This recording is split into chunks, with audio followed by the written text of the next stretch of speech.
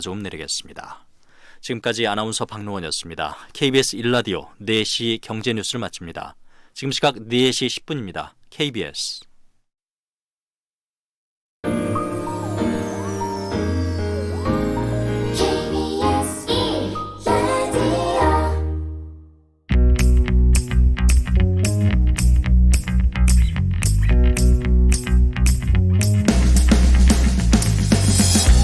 네, 사우디아라비아의 유전 원유 정제 시설을 누가 공격했느냐, 그 뒤에 누가 있냐에 대한 보도들이 나오고 있습니다. 미국 정부나 언론은 이번 공격을 감행했다고 자처한 예멘 반군의 뒤에 사실은 미국과의 협상을 바라지 않는 이란의 강경파 또는 이라크 시아파 민병대가 있다고 의심하고 있습니다. 그런데 정작 이번 사건으로 유가가 급등해서 이익을 보는 세력이 꼭 이란의 강경파나 이라크 시아파뿐인가 라고 하면 그런 것 같지는 않습니다. 중동의 정세가 불안해서 유가가 올라가면 전반적인 물가가 상승할 수 있죠. 그럼 그동안 디플레이션 우려하면서 내심 일정 정도의 물가 상승이 일어나길 원했던 선진국 경제, 미국, 유럽, 일본, 한국 경제 모두에게는 오히려 플러스가 될 가능성도 있습니다. 제가 지금 누가 어떤 의도를 가지고 어떤 행위를 했다고 음모론을 제기하는 건 아니고요. 다만 어떤 사건이 발생하면 거기에는 부정적인 면과 긍정적인 면이 늘 공존한다는 말씀 다시 한번 드리고 있는 겁니다. 많은 사람들이 다급하게 외치는 한쪽 방향으로만 쏠리지 말자. 몸으로 기억해야 할 투자 습관입니다. 네, 안녕하십니까. 진실탐사 엔터테이너 있는 대로 닥가 최경령입니다. 세상에 이익이 되는 방송 최경령의 경제쇼 출발합니다. 오늘의 돌발 경제 퀴즈는요, 앞서 전해드린 사우디아라비아의 유전 정유 시설 공격으로 국제 유가가 급등할지 국제사회 이목이 집중되고 있죠. 오늘 우리 정부도 확대 회의를 열어서 향후 사우디아라비아 상황이 악화되면 정부와 민간이 보유한 비축유까지 방출하겠다고 밝혔습니다. 그런데 이번 테러가 아주 충격적인 것은 영화에서나 나올 법한 이것 한 10여 대를 가지고 세계 최대 규모의 석유 시설 두 곳을 공격했다는 것이죠. 레이더에도 걸리지 않는 이것 뭘까요? 사우디 유전 시설을 공격한 이것은 무엇인지 정답을 아시는 분은 짧은 문자 50원, 긴 문자 100원에 정보 이용료가 부과되는 샵 9730번으로 문자 보내주시거나 무료인 콩과 마이케이로 보내주셔도 좋습니다. 정답 보내주신 분들 가운데 5분 선정해서 기능성 속옷 세트 보내드리겠습니다. 최경영의 경제쇼는 유튜브로도 실시간 생중계되고 있습니다. 많이 들어와 주십시오. 환영합니다.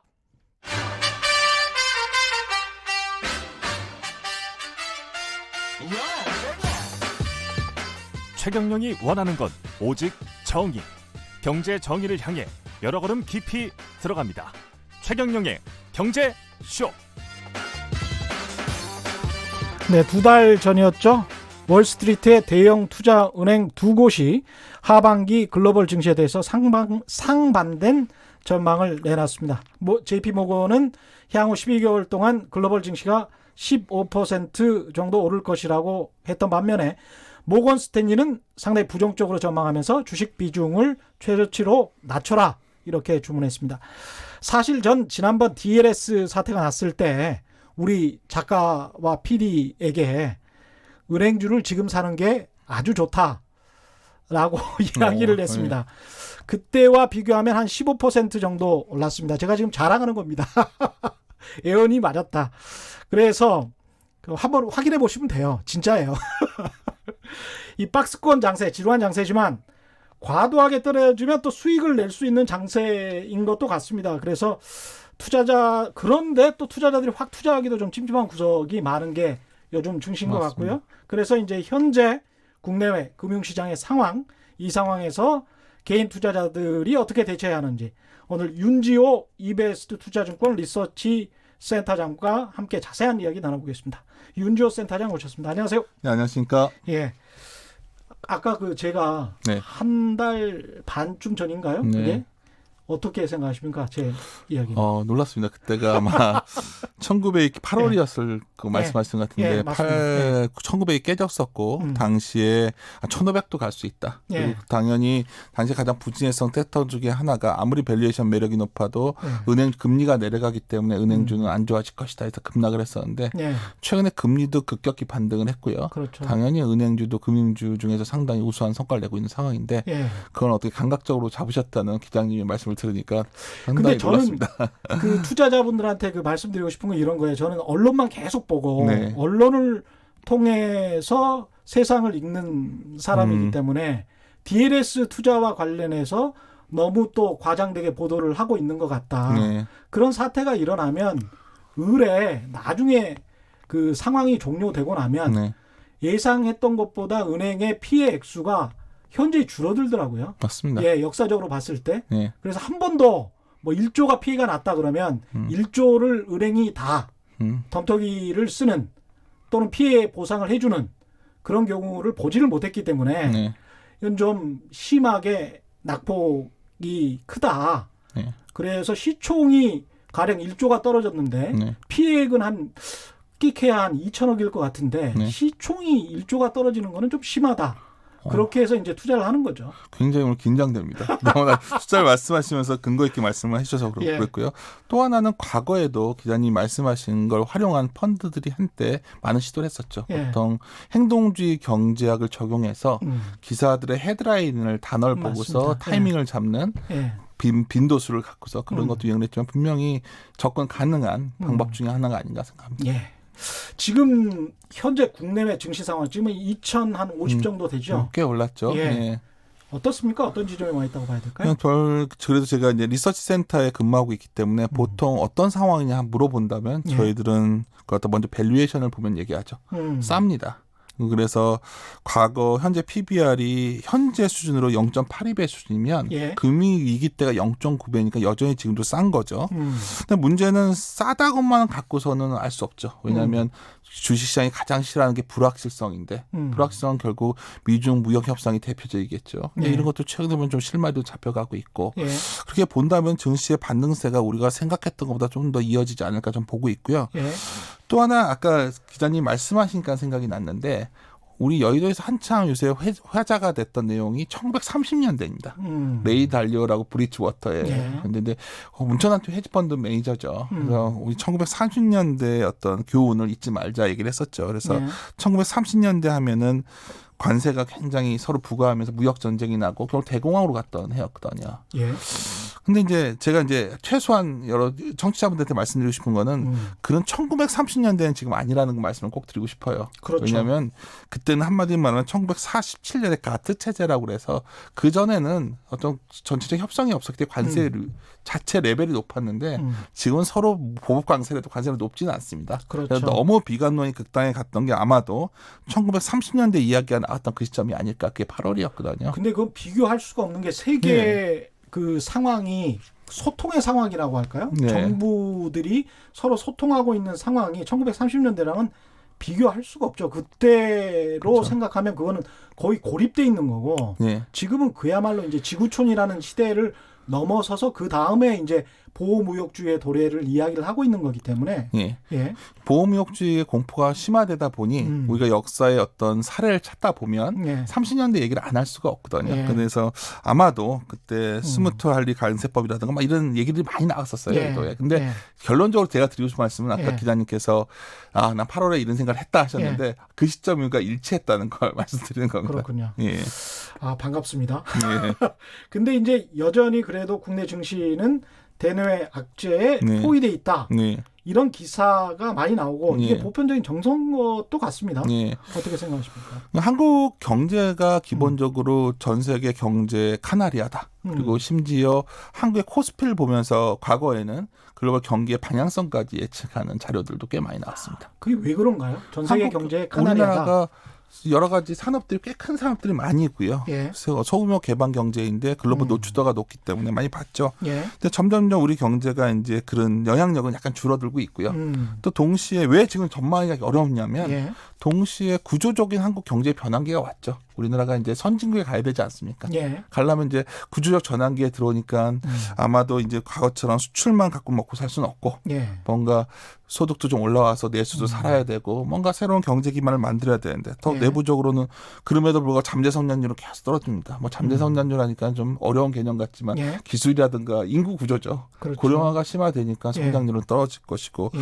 이런 외부의 위기에다가 내부에 대한 재앙 요인까지 겹치다 보니 아무래도 전망하기가 점점 더 어려워지고 지금도 아무리 주가가 올라와도 뭔가 사람들 마음속에 불안감이 사라지지 않는 이유는 근본적인 제약의 하에 있기 때문이 아닌가 한국 경제가 이렇게 생각합니다. 그럼에도 불구하고 PBR로 생각하면 네. 가격이 싸다. 네, 근데 영원히 쌀 수도 있잖아요, 이게 가격이. 그걸 두려워하는 거죠. 예. 그걸 두려워하는 거죠. 예. 사람들이. 우리가 일본화에 대한 공포, 예. 재패니피케이션이라는 말이 계속 나오는 거는 예. 일본이 그런 식으로 상당 기간 디프레이션 공포에 직면했었고 예. 우리가 얼마 전에 물가가 한번 마이너스가 나오면서 그렇죠. 그날 굉장히 헤드라인에서 그 예. 공포를 얘기했죠. 근데 예. 저는 여전히 희망을 갖고 있는 이유는 우리가 내수 비중이 이렇게 높은 나라가 아니고 우리나라가 내부의 이런 불안 요인, 여러 가지 개혁 요인 이런 것 때문에 좀 예. 슬로우해지더라도 외부 경제가 좀 외부 관계 변화하면 예. 더 극단적으로 말씀드리면 조선이 좀 되고 반도체를 팔고 하게 되면 또 경제가 살아납니다. 그렇죠. 우리 한국 경제가 어쩌면 수출 수출에 부도형 경제이기 여전히 때문에. 수출에 더 높은 비중을 두고 있는 경제이기 때문에 외부의 악재가 완화되면 여지없이 한국 증시는 올랐었다. 그 가능성이 올 4분기에 충분히 있지 않나 이렇게 보고 있습니다. 아, 그 가능성이 4분기에 충분히 있다. 이렇게 왜냐하면 보시는군요. 우리 뒤에 같이 얘기를 하겠지만 기자님과 미중 부영 전쟁이 어쩌면 극한으로 가다가 어느 시점인가 약간 변화의 조짐이 생겼기 때문에 예. 뭐 빅딜로 완전한 타격까지는 아니겠지만 헤게모니 싸움은 끝나지 않았으니까요. 예. 하지만 미국과 중국이 상호 이익 때문에 어느 정도 스몰딜 정도는 가능한 범위 내에 내년 상반기까지 예. 있지 않나. 그렇다면 그 기대감으로 분명히 좀 우리 증시가 반응하지 않을까 이런 기대 저는 생각합니다. 스몰 딜이 내년 상반기까지는 있을 수도 있다. 뭐 굳이 일정을 저희가 뭐 잡는 이유는 예. 그 얼마 전에 결국은 미국에서 예. 중국 갔다가 그 외환 갑자기 생각이 안 나는데 예. 그런 저희 외환에 대해서 규제 조치를 취했기 때문에 예. 내년 8월이 아마 1년이 규제 기간이에요. 예. 그래서 이제 제가 보기에는 그 결국 그 기간 내에 어느 정도 좀 변화가 있지 않을까 내년 상반기까지 이렇게 생각하고 있습니다. 현재 증시 상황을 일단 정리를 하고 들어가죠. 지금 네. 현재 증시가 장기 하락 추세의 연장선에서 네. 그 2000선이 무너졌다가 다시 예. 올라갔는데 네.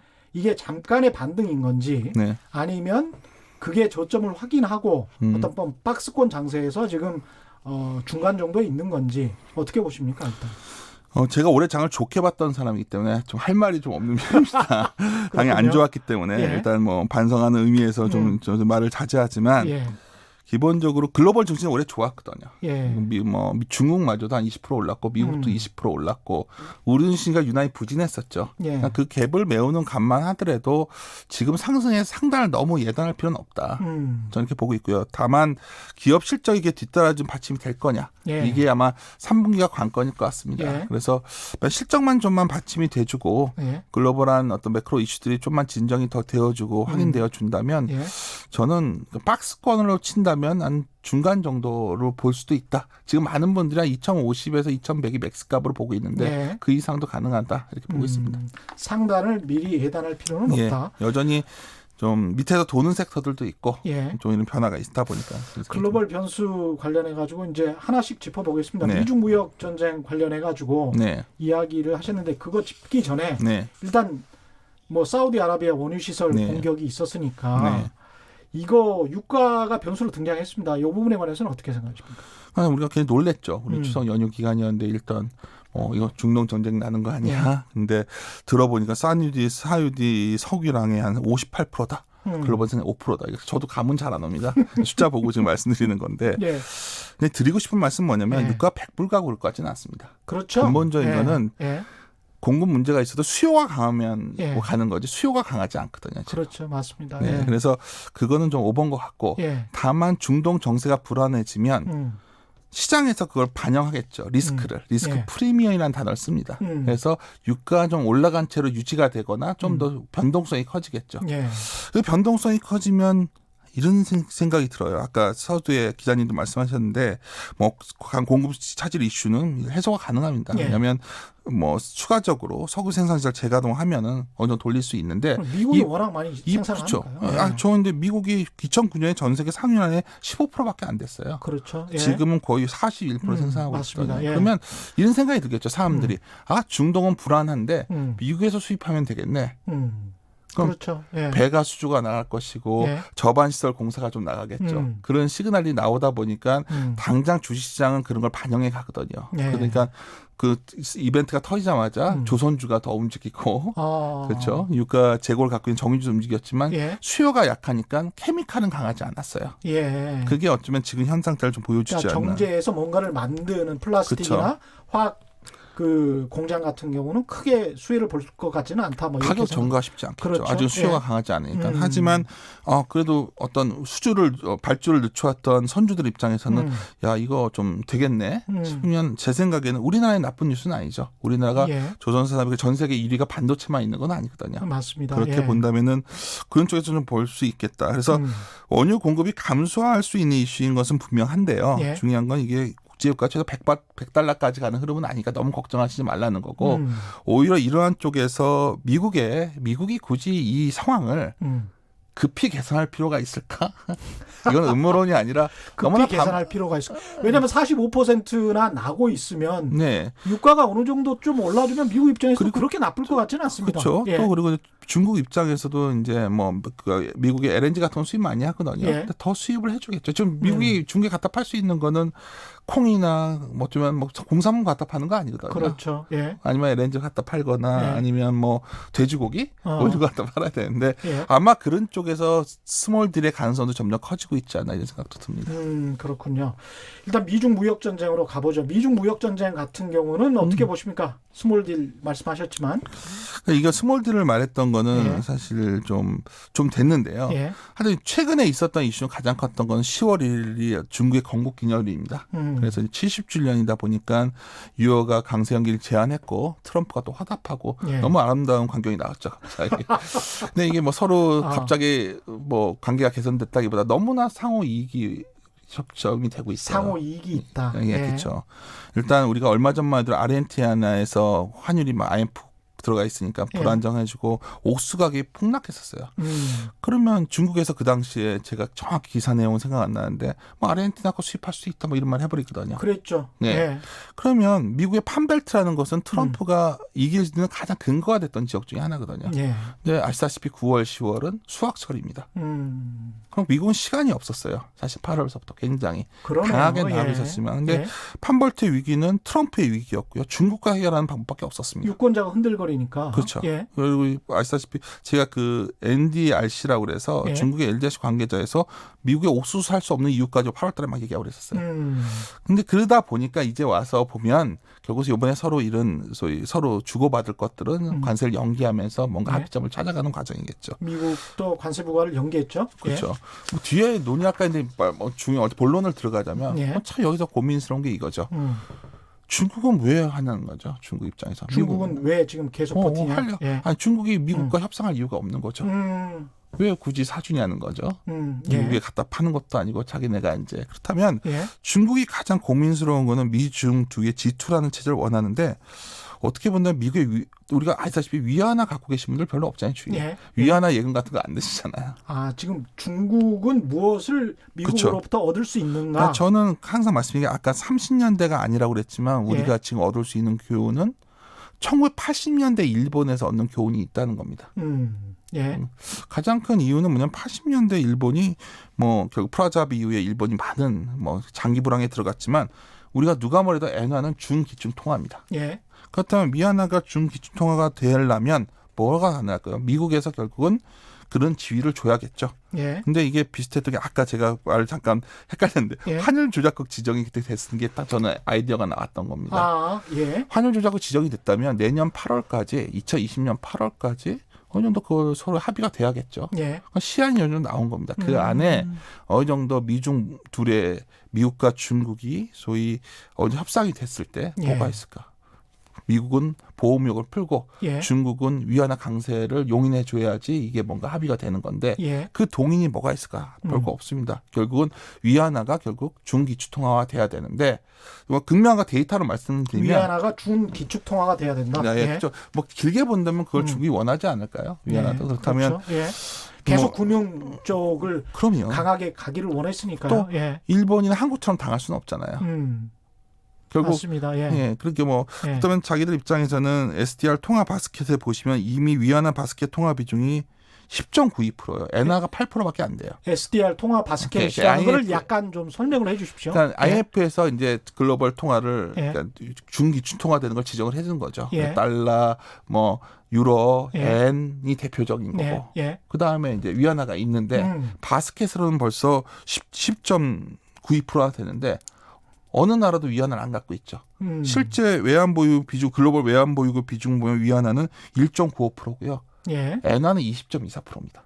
그래서 지난해에도 사실 중국이 유럽으로 가서 위안화를 좀 사라고 맞습니다. 세일즈 외교를 하지 않았었습니까? 끝없이 예. 하는 거죠. 그러니까 1대1로도 하고 예. 뭐 아시아 개발은행도 만들어서 위안화를 써라. 그렇죠. 근데 예. 안 쓰죠. 왜냐하면 위안화 넣었다 못 빼면 어떡하지. 뭐 여러 가지 이거는 그렇죠. 부계적인 건데 또 하나 이게 안정화되는 건 누가 뭐래도 미국의 어느 정도의 보증이 있어야 됩니다. 예. 이게 다른 말로 하면 뭐 보증이라는 표현은 적절치 않은데 이런 방법이 있죠. 미국의 ESF라고 통화안정펀드가 있는데 예. 거기서 위안화를 편입해줘야겠죠. 그렇습니다. 많이. 그러면 예. 인민은행이 달러를 잔뜩 여기다 팔아주고 그러면 뭔가 균형이 맞아지지 않을까요? 그렇죠. 그러니까 지금 당장 이게 뭐 합의가 됐다가 아니라 어떻게 본다면 이러한 어떤 수렴해 가는 과정 이러한 그래서 중국은 장기적으로 자신들의 실제 경제력에 걸맞는 금융의 지위, 세계 금융의 지위를 원한다. 금융의 이를 위해서, 지위가 되는 게 왜 그러냐면 지금 내수가 살아나야 되니까요. 중국이 언제까지 밖에다 가서 팔 수만 있겠습니까? 그렇습니다. 예. 내수 경제가 되고 안에 여러 문제를 해결하는 방법은 내수가 발달해가지고 기업들 문제도 해결하고 선순환되게 만들려면 예. 결국 위안화가 이제 국권화에 져야 되고 그렇죠. 이러한 서로의 어쩌면 협상과 보복이 반복되면서 이런 과정을 가고 있는 건데 예. 잘 될 수도 있고 중간중간에 또 여러 자본도 나겠지만 예. 저는 최소한 예. 저번 왜 좀 어떤 변화가 생겼냐면 결국 어느 정도 그 환율 조작국 지정으로 일정이 나오니까 서로 행보가 빨라진 거죠. 미국 입장에서도 어떻게 보면 환율 조작 지정하면서 빨리 너 협상장에 나와. 예. 그리고 농산물 사줘. 예. 근데 중국도 그래 농산물 사줄게. 그럼 너 이런 거 어느 정도까지 할 거야. 아마 이런 논의들이 만나면 시작이 되겠죠. 그래서 이전보다는 좀 스몰들의 가능성이 상당히 높아지고 있는 거 아니냐 이렇게 봅니다. 이게 지금 금융시장에서 그 정도 위안화가 중기축통화로서의 지위를 얻는다면 네.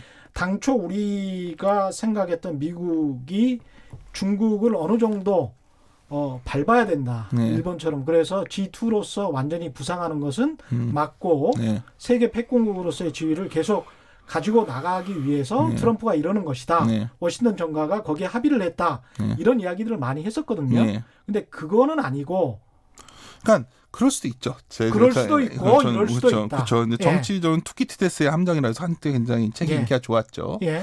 뭐 그런 방법도 어떤 미국에서도 여러 명이 있겠죠. 미국 중국을 가만 놔서는 안 돼. 예. 이런 말을 한 사람들도 있겠지만 미국이 체력이 되려는 겁니다. 지금 감세도 더 못 쓸 거고 예. 좀 있으면 재정도 거의 많이 썼는데 누군가 경상 쪽이라도 흑자가 나와야 되는데 중국이 안 사주면 굉장히 힘든 상황에 가는 거거든요. 예. 그리고 아까 우리 기자님이랑 얘기를 했지만 트럼프 입장에서는 예. 방법이 별로 없어요. 이대로 가면 카드가 별로 없다. 예. 트럼프가 가장 즐겨보는 채널이 폭스TV로 알고 있는데 예. 폭스TV에서도 트럼프가 진다고 나온다고 하더라고요. 이 상황에서 과연 트럼프가 여기서 더 강하게 중국을 압박할 수 있을까? 저는 이게 무슨 선이 이런 문제가 아니라 어쩌면 더 밀어붙이기 만만치 않은 상황이 요식인 것 같고 이게 또 체력을 닫고 나면 여기서 해결이 안 된 게 있죠. 화해 이슈는 해결이 안 되잖아요. 예. 왜냐하면 화해 이슈는 예. 아까 말했던 결국 헤게모니 싸움입니다. 예. 기술 패권을 누가 갈 것이거든요. 예. 이건 양보 안 하겠죠. 그럼에도 불구하고 줄 거는 줄 수 있다. 그게 금융적 지위가 될 수도 있다. 그렇죠. 예. 넌 내수하면서 하고 우리 예. 물건 사주고 중국도 그런 이 정도에서 하고 예. 여기서 좀 오버해서 말씀을 드리면 예. 홍콩 문제도 내가 더 심하게 안 할게 할 수도 있는 거고 여러 가지 저가 모르는 이면적인 얘기 많이 있었겠죠. 예. 하지만 저희들이 접할 수 있는 공개된 정보를 갖고 봤을 때는 예. 이건 말씀드릴 수 있어요. 이전보다 더 진전됐느냐. 제 말은 진전되고 있다. 예. 저는 이런 서로의 얻어갈 것들이 생겼기 때문이 아닐까 저는 예. 생각합니다. 지금까지 최경영의 경제쇼에서 나오는 미중 무역 전쟁 갈등의 향후 시나리오 중에서 가장 전망이 밝은 시나리오인 것 같습니다. 한국 그래요? 경제 입장에서는. 아, 그렇죠. 한국 경제 입장에서는 그렇죠. 이게 저는 올해 그러니까 보통 변수가 상수화된다는 표현을 쓰는데 예.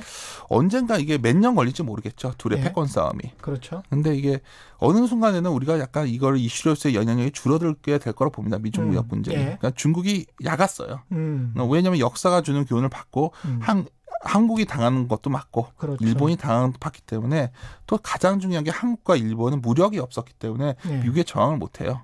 하지만 중국은 핵을 갖고 있기 때문에 적정한 시점에서는 버팅길 수가 있거든요. 군사력으로 그렇죠. 그렇죠. 그리고 항공모함도 저희와 있고. 다른 예. 게 그겁니다. 그러니까 그렇죠. 그래서 저는 어떻게 보면 중국이 시간이 더 장기전으로 가지만 게임의 구도는 다르지 않다는 거죠. 게임의 구도는 뭐냐면 결국 중국은 다음 단계의 국가로 가고 싶어 하는 거고 예. 그거는 결국은 그 정도의 강국이 되고 싶다면 자기의 그 나라의 펀더멘탈을 대표하는 거는 환율입니다. 그렇죠. 예. 한국이 우리가 MNT처럼 막 재정을 마음대로 쓸 수 없는 이유도 예. 원화가 그 정도 힘이 없거든요. 맞습니다. 근데 중국은 가능하다. 그래서 길게 보자는 거죠. 길게 이런 부분. 중국을 사실은 계속 괴롭히는 것도 환율 가지고 그렇죠. 사실 장난을 쳤던 것들이 많고요. 미국 국제적인 투기 자본들도 그렇고 예. 그게 계속 골칫거리였던 거는 사실입니다. 도수연님 질문들이 많이 들어오고 있습니다. 지금. 예. 도수연님은 중국인민은행은 미국 연준과 달리 예. 너무 중국 정부의 입김이 강한데 그러니까 맞습니다. 세계 경제를 별로 생각하지 않는다는 거죠. 예. 이거는 정확한 지적이신 것 같은데 예. 준 기축통화가 되기엔 중국 이익에 따른 안정성이 좀 약한 것 아닌가. 중국의 이익 때문에 예. 뭐 이런 지적을 하셨네요. 뭐 오래 걸리겠죠. 뭐 갑자기 내년에 기축통화 된다는 게 아니라 단계가 있겠죠. 예. 근데 자본시장도 조금씩 더 개방해질 거고 최근에 어떤 일이 있었냐면 중국에서 Q2인가 제가 그 투자 한도 허용해 주는 거 예. 그게 얼마 전에 저번 주에 추정 연휴가 발표를 했어요. 예. 그럼 한번 여기서 그 질문하신 청취자분도 고민하셔야 되는 게 우리가 이런 걸 생각해 봤냐는 거죠. 과연 우리가 잘 모르는 브라질 채권을 사는데 예. 위안화 채권이 살 시점이 올 수도 있는 거죠. 우리가 몇 년 안에. 지금 10년 국채가 위안화 그 중국 10년물이 한 3%대 넘는데 위안화도 강해진다면 근데 그러려면 중국이 사실은 자본시장 개방이라는 맞습니다. 걸 내놔야 될 것 같습니다. 그러면서 미국이 그걸 계속 원하겠죠. 그렇죠. 그러니까 이제 너희는 어느 정도 준 기축통화를 해줄게라고 하면서 대신에 자본시장은 개방해라. 근데 아까 예. 말씀드렸지만 왜 아까 다시 돌아가는 건데 예. 왜 중국이 바스켓에서는 10.92%인데 위안화를 1.9%밖에 안 갖고 있을까? 그게 안 돼 있으니까 그런 거죠. 그렇습니다. 그걸 예. 해주겠죠. 그러니까 그걸 뭐 당장 뭐 12월, 1월에 하는 건 아니겠지만 방향에 그러니까 중국이 굉장히 느리게 만만디로 자기가 원하는 속도로 가고자 하니까 부닥치는 거지 예. 방향 그게 맞다는 거죠. 우리가 길게 봤을 때 어떤 방향을 갈 거냐 본다면 예. 저는 중국 위기론에서는 동의하지 않아요. 왜냐하면 중국은 굉장히 약았다. 중국이로는 또 아니다. 예, 왜냐하면 중국은 힘이 있고 또 자기들 스케줄대로 갈 수 있기 때문에 저희가 봤을 때는 미국도 그렇게 중국을 마냥 누를 수는 없다. 예. 이번에도 극명히 드러나지 않았으니까. 화이 정도 이슈 나오면 웬만한 나라는 못 버팁니다. 그렇죠. 그렇죠. 네. 근데 이제 중국은 그에 상응하는 내수를 갖고 있어요. 많은 분들이 중국 증시가 올해 안 좋은 줄 알고 계시거든요. 20% 이상 올랐어요. 그게 안에 내수 종목들을 보시면 깜짝 놀라실 겁니다. 아, 중국에 저런 회사들이 있었어? 그렇군요. 그래서 저는 예? 많은 분들한테 말씀드리고 싶은 게, 이건 굉장히 오랫동안 진지전이라는 개념이 있어요. 오랫동안. 예? 굉장히 그렇죠. 서로 굉장히 지지를 많이 하고 오랫동안 싸우겠지만 피해는 서로 크게 안 가져가면서 예? 오래 시간은 걸리겠지만 예? 크게 봐서 휴전의 협정이 어쩔 것이냐 예. 본다면 제가 전에 말씀드린 시나리오의 가능성도 우리가 충분히 고려할 수 있는 시나리오가 아닐까. 지나친 낙관론이 아니다 생각합니다. 예. 중국으로서는 또 그렇고 미국으로서도 그렇고 서로 간에 윈윈이 될 수도 있겠습니다. 예. 자본시장을 개방해서 미국 금융기관들이 굉장히 큰 시장을 확보하게 되고 중국 입장으로서는 자본시장을 개방하는 대신에 준 기축통화가 된다면 위안화의 불안정성을 해소할 수가 있기 때문에 또한 중국의 기업 문제도 해결되죠. 기업 부채 문제가 심각한데. 그렇죠. 근데 이제 예. 한국을 보니까 싫은 거죠. 섣불리 개방해줬다가 아주 휘저으면 어떡하지? 그렇죠. 이번에도 웃긴 게 MSCI에서 중국 비중을 늘렸는데 MSCI에서 그 비중을 늘려도 중국 주식 많이 못 사요. 맞습니다. 주식당 종목마다 30%거든요. 아주 재밌는데요. 그래서 예. 그걸 안 풀어준단 말이에요, 중국이. 그러니까 MSCI에서는 너네 왜 안 올려주냐 하는데 우리는 아직 때가 안 됐다. 그 코멘트를 하고 있어요, 지금. 예. 그러면 뭔가 준비를 하겠다는 거죠. 지금은 너희들한테 경영권을 못 주겠다는 거죠, 중국은. 한국을 충분히 공부한 겁니다. 우리는 IMF가 별겁니까? 자본시장 개방하고서 그냥 얼떨결에 당했던 거죠. 그렇죠. 우리 당했습니다. 얼떨결에 되게 예. 바보같이 당한 거죠. 그때 그래서 몰랐어. 근데 중국은 잘 몰랐었어요. 정말. 중국이 약았다는 말씀을 드리는 거는 예. 중국은 역사를 굉장히 중시하는 민족이고 예. 제가 봤을 때 그런 사전 스타트가 많이 되어 있는 것이 아니냐. 제가 중국은 못하지만 여러 가지 중국 자료나 저희 동료 애널리스트가 얘기하면서 내렸던 결론은 그런 부분입니다. 생각해 보면 화폐 전쟁이라는 그 책이 나온 것도 예. 굉장히 그럼요. 생각보다 오래된 거예요. 중국 경제가 막 뛰어오르기 시작하면서 네. 화폐가 제일 중요하다고 중국 사람들은 생각하기 시작한 거니까. 그럼요. 예. 과거에 우리가 중국이 은본이 되었잖아요. 예. 중국은 서양과 싸워본 나라입니다. 자기네가 은본이제에서 무너지면서 일본이 금으로 바뀔 때 적응 못하면 자기가 당해본 경험도 갖고 있고 맞네요. 그 당시에 예. 뭐 중국의 은행장 같은 분들은 하버드에서 공부를 했었어요. 금융 역사를 보다 보면 예. 우리가 중국이 은둔해 있는 어떤 되게 노쇠한 청나라만 생각하고 있지만 예. 사실 서양과 한번 전쟁도 해본다. 그렇죠. 예. 그래서 저는 당하지 않겠다가 시진핑의 생각이에요. 시진핑은 이거 하는 것 같아요. 다시는 안 당할래. 나는 아편 전쟁과 같은 쪽 숨은 안 당하겠다. 이거로 사는 애들인데 예. 얼마나 공부를 했겠어요. 그래서 저는 뭐 중국 찬밀론자 되고 미국 찬밀론자도 아니고 예. 제가 어디서 우리가 실익이 나오냐 본다면 예. 결국 두 나라가 사이가 좋아져야 우리는 좋거든요. 그럼요. 제가 참 불쌍하지만 사이가 좋아져야 돼. 사회가 좋아질 가능성이 있냐 물어본다면 예. 저는 충분히 그 시나리오도 가능하다. 근데 있다. 왜 이 말씀을 드리냐면 너무나 불과 한 달 전만 하더라도 중국은 망할 것이고 미국은 용서하지 않을 것이고 근데 미국이 그만큼 세지는 않습니다. 그게 가장 중요한 포인트예요. 맞짱을 떠 보니 예. 예. 왜냐하면 중국이 버틸 수 있다는 거는 다 드러난 거잖아요. 그러네요. 예. 상당히 재밌습니다. 이 문자들 좀 이따 계속 소개해드리고요. 경제 퀴즈 한 번 더 보내드리겠습니다. 사우디아라비아 유전 정유시설 공격한 이것이 뭘까요? 한 10여 대가 가서 세계 최대 규모의 석유시설 두 곳을 공격을 했죠. 무인으로 비행할 수 있는 겁니다. 이번에 사우디 유전시설을 공격한 이게 뭔지 돌발 경제 퀴즈입니다. 정답 아시는 분은 짧은 문자 50원, 긴 문자 100원에 정보 이용료가 부과되는 샵 9730번으로 문자 보내주시거나 무료인 콩과 마이케이로 보내주셔도 좋습니다. 정답 보내주신 분들 가운데 5분 선정해서 기능성 속옷 세트 보내드리겠습니다. 0760님 귀에 쏙쏙 들어오는 말씀 들으면서 일하는데도 이해가 잘 됩니다. 이렇게 칭찬을 해주셨습니다. 예. 욕이 안 나왔으면 좋겠는데. 예. 싱클레어님이죠. 남중국해에서 중국이 물러서지 않으면 미국은 절대로 물러서지 않을 겁니다. 예. 예, 패권 이야기 하시는 것 같습니다. 자존심 때문에 나 미국이야. 그래서 대한민국 남방 정책이 중요하다. 이런 말씀을 하셨고요. 6878님 위안화가 기축통화가 된다면 지금까지 아프리카보다 못한 5% 부자가 아닌 10억 인구의 각 지자체마다 그 유령 도시 부시를 세계 국가들이 떠안게 될 듯하다. 이런 말씀을 하셨네요.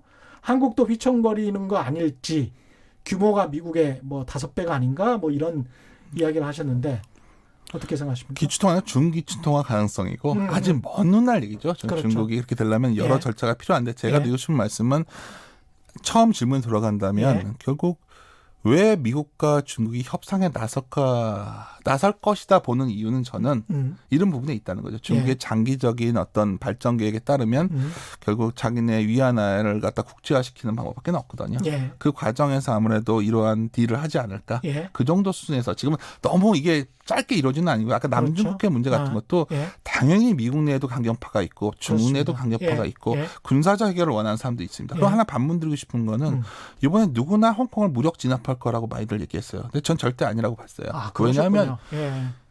시간이 필요하죠. 선전의 금융기관이 홍콩에 있던 이 금융기능이 다 넘어와야죠. 지금 중국의 공산당의 주요 부자들은 다 홍콩에 계좌가 있는데 전철 타면 항정거장인데 아직 준비가 안 됐다. 그렇죠. 아직 준비가 안 돼 있죠. 예. 선전을 많이 옮겨줘야겠죠. 그러니까 어떻게 거길 들어가겠습니까? 지금은 어떻게든지 설득해서 예. 홍콩을 떠안고 있어야겠죠. 여전히 금융시장의 허브로서 좀 남겨놔야 당연하죠. 된다. 중국의 예. 금융이 약하니까. 예. 그럼 그러기 위해서 더 마음이 급해지지 않았을까요? 이런 중국이 내가 언제까지 홍콩에 끌려다니겠어? 예. 나도 준비를 하겠구나. 예. 그런 여러 가지 우리가 한 가지 이슈를 예. 단층적 결정을 할 게 아니라 중층적으로 여러 가지를 판단해야 한다 봐요. 저는 예. 정치, 사회, 경제가 복합적인 겁니다. 예. 다만 저는 여의도에 있기 때문에 금융적으로 접근했을 때 이걸 강조드린 거고 그렇죠. 패권적인 어떤 그런 것도 분명히 계속해서 반복돼서 압박을 하지 않을까. 예. 그것도 일리 있는 의견이다 이렇게 예. 보고 있습니다. 지금 뭐 시간이 10분 정도밖에 남지 않았기 때문에 세계 경제 변수 중에서 금리 인하 관련해서 한 가지만 더 여쭤보고요. 나머지는 이제 한국 투자자들이 어떻게 해야 되는지. 네. 금리 인하는 어떻게 생각하십니까? 유럽이나 미국이나. 오늘 하나 예. 걱정이 약간 오늘 시점에서 걱정은 단순 계산으로도 유가가 10월 이후에 기저효과가 반영되거든. 10월 이후에는. 예. 기저효과라는 건 전년 대비니까요. 그래서 유가가 상승치를 올라온다면은 아마도 연준에서 약간 코멘트가 약할까 봐. 예. 이번 주면 알게 되니까요. 예. 그게 하나 걱정인데 참 드리고 싶은 게 우리 추석 동안에 참 대단하다고 봤던 사람이 드락이란 분이에요. 예. 22 총재였는데 예. 그 임기 말 한 달 남았는데 떠나기 전에 선물을 주셨죠. 결국은 그 ECB에서는 여전히 굉장히 강한 어떤 통화 완화 정책을 시사했고요. 맞습니다. 예. 그 내용 중에 뭐가 있냐면 초단기 수신 금리라고 별거 아닙니다. 그냥 은행들이 중앙은행의 돈을 예치하면 마이너스 금리를 뽑습니다. 예. 그러니까 돈 넣지 마라. 예. 돈 써라 이겁니다. 그렇죠. 예. 근데 이제 그리고 가만 은행을 안 망하게 하려고 차등금리 시스템 도입하고 뭐 약간 어려운 얘기지만 예. 이 한마디로 말한다면 작년 12월에 종료했던 QE가 11월 1일부터 재개됩니다. 뭐 규모가 중요한 게 예. 아니라 양적 완화. 여전히 양적 완화를 하고 있다는 거죠. 그러면 우리나라도 해야 된다고 보는 거예요. 그래서 그렇군요. 예. 저는 전 세계적으로 독일 경제가 왜 이렇게 부진해지냐 독일마저도 8월에 마이너스 국채를 발행했습니다. 그러니까 이게 뭡니까? 그러니까 결국은 상황이 안 좋기 때문에 모든 수단을 다 쓸 수 있는 시기라면 예. 그 상황을 우리가 굳이 맞서지 말자는 거죠. 예. 우리가 Don't fight the Fed라고 그래서 예. 연준에 맞서지 말라 했는데 예. 연준의 파회는 변호사 출신이라 좀 재미가 없는 것 같습니다.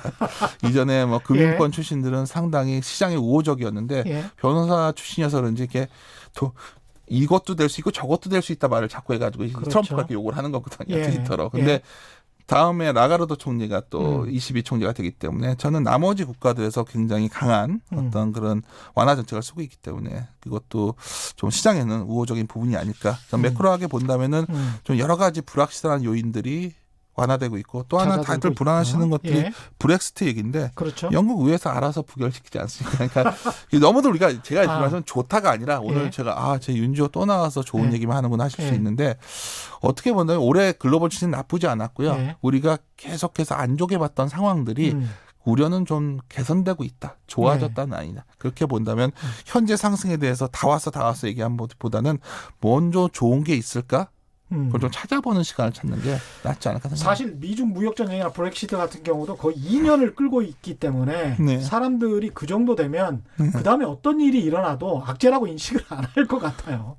보리스 예. 존슨이 처음에 총리가 되니까 예. 이제 노딜 난다 또 예. 했지만 보리스 존슨이 최단기 총리로 끝날 수도 있는 겁니다. 그렇죠. 그건 예. 알 수 없는 겁니다. 예. 예. 이제 개인 투자자들에 대한 조언을 좀 부탁드려야 될 것 같은데요. 네. 예. 우리는 돈이 굉장히 많이 풀려 있습니다. 네. 아까 금리 완화, 금리 인하 이야기를 했지만 우리도 뭐 금리 인하를 했었고 앞으로도 또 할 것 같고 이런 상황에서 유동자금은 굉장히 많은데 네. 그렇지만 주식시장은 지지부진한 상황인 거는 맞고 네. 근데 부동산 시장은 또 계속 규제를 하고 있단 말이죠. 네. 그러면 이 1,100조 원이나 되는 돈이 우리 앞으로 풀릴 돈도 어디로 갈 것이냐 그리고 정부는 어떤 방향 쪽으로 유도를 할 것이냐 여기에 관심이 모아질 수밖에 없는데요. 어떻게 생각하십니까? 그러니까 돈의 문제를 말씀하셨는데 이제 우리가 아까 서두에 우리나라가 싸다 처음에 우리가 시작을 했는데 예. 왜 싸냐 본다면 ROE가 낮기 때문이다. 별거 ROE가? 아니라 이제 예. ROE라는 거는 PBR과 거의 선형 관계가 그렇죠. 있죠. 예. 근데 왜 ROE가 이렇게 낮을까? 예. 그 ROE라는 게 결국은 얼마나 자산을 잘 활용하는 거냐 본다면 활동성이 떨어진 거죠 우리나라들이. ROE를 좀 리턴 온 에쿼티를 좀 설명을 좀 해주고 들어가. 자기 리턴 온 자본 수익. 에쿼티인데 자기 자본에 대해서 얼마나 수익이 나냐인데 그렇습니다. 어떻게 보면 돈을 잘 벌어야 돼요. 자기 예. 총 자산을 써서. 예. 그냥 우리가 더 쉽게 말한다면은 총자산 회전이라는 게 있죠. 그렇죠. 자산과 예. 부채, 내 돈이나 남의 돈을 불려서 얼마나 잘 돌려서 돈을 버냐인데 우리나라가 죄송합니다. 지금 현재 최근에 보면은 이런 총자산 회전율이 급락했어요. 예. 분기별로 한 9%대까지 내려왔는데 예.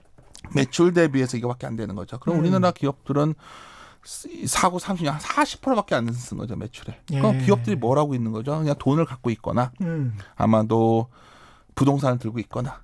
그러니까 요새 많은 분들이 부동산 유동화해서 리츠 나오면 리츠 투자하려고 하고 이러는 거죠. 예. 방법이 없으니까. 예. 근데 왜 안 망하냐? 예. 기업들이 돈이 많으니까 IMF 때는 왜 망했냐면 그때는 돈이 없으니까 이자 비용이 나가니까 망했던 거. 맞습니다. 부채 비율이 굉장히 높았어요. 수익자 수백 수입이 다 퍼센트에서. 마이너스가 엄청 예. 돈을 벌고 있죠. 그러니까 제가 드리고 싶은 말씀은 지금 여기서 방법은 이겁니다. 그러니까 전국 총 자산 중에서 자산을 갖다가 이제 오히려 그래서 저는 이런 생각합니다. 그냥 비효율 자산들을 배당이나 자사주 사거나 자사주 사서 소각하거나 예. 배당을 주거나 예. 아니면 M&A를 막 해가지고 신사업 하거나 뭐 이런 활력적인 거를 정부가 좀 드라이브를 걸었으면 좋겠다는 생각이 있고요.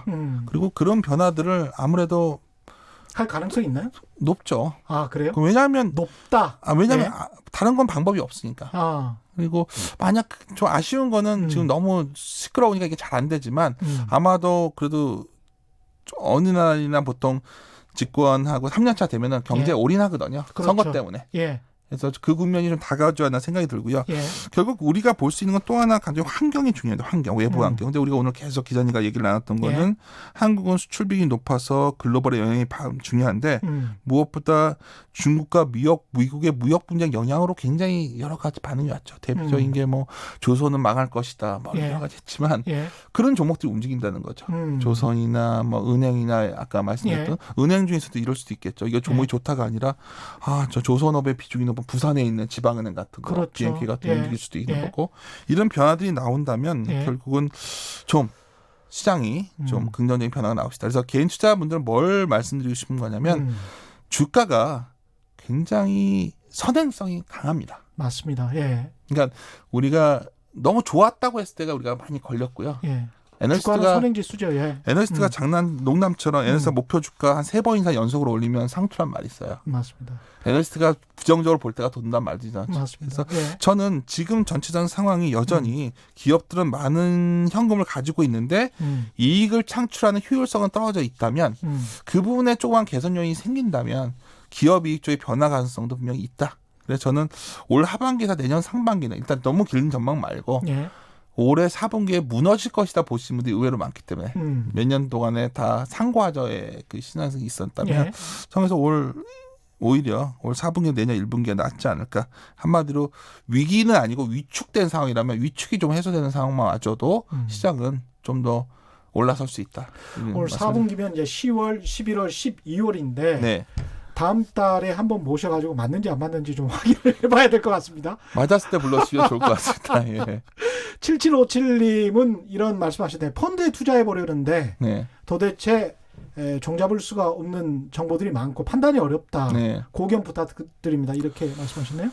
제가 항상 이런 펀드. 방송이나 나와서 이제 너무 딱 대놓고 말을 해서 욕을 많이 먹는 편이라서 더 조심스러운데 펀드도 저는 약간 인덱스 쪽이 나을 것 같다는 생각이에요. 너무 편리한 질문 같지만 스타일보다는 쭉 크게 움직이는 가능성 그것도 있고 저는 이제 아무래도 우리가 글로벌화 돼 있기 때문에 중국 내수주 같은 것들도 상당히 좋아 보이고 중국 내수주를 한번 봐봐라. 예, 그것도 있고 한국 하면 떠오르는 게 뭐죠? 뭐 조선 반도체 자동차 있는 거 있지 않습니까? 그랬었죠. 예. 여전히 저는 반도체 주식들 뭐 삼성전자, 하이닉스, 현대차 이런 종들이 너무 평이하지만 이런 종목들이 결국 살아나야 한국 시장에서 올라왔거든요. 그렇습니다. 저는 여전히 그런 쪽을 보자는 거고 아마도 아까 여전히 돈이 많이 풀려 있으니까 절대로 주식시장에 안 들어오는 자금도 많습니다. 그렇죠. 아무리 유동성이 많아도 주식보다는 부동산을 선호하는 자금이 한국에 분명히 선정 있다면 리츠 투자라는 것도 상당히 매력적이시다. 앞으로. 리츠 투자.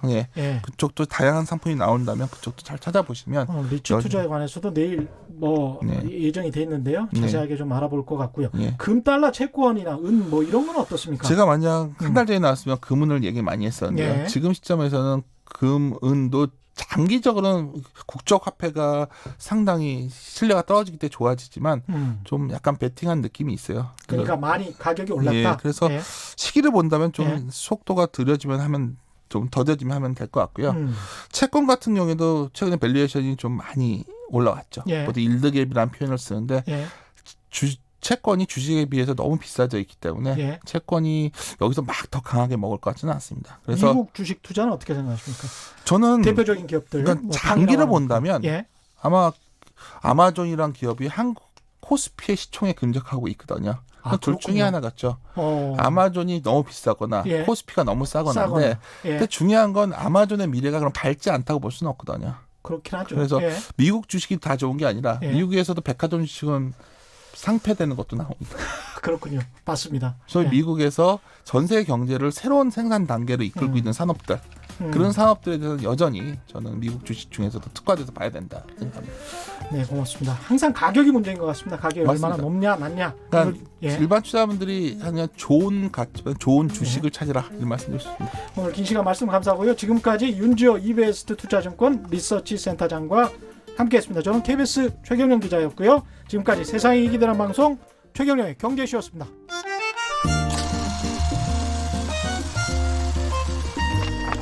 백은하의 영화관, 정여울의 도서관.